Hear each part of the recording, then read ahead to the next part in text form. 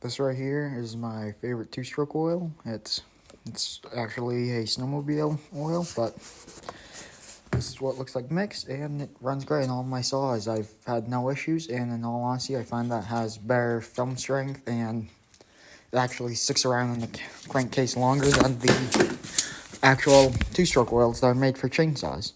It is more expensive. This ball right here is about $20, but it's worth it in my opinion.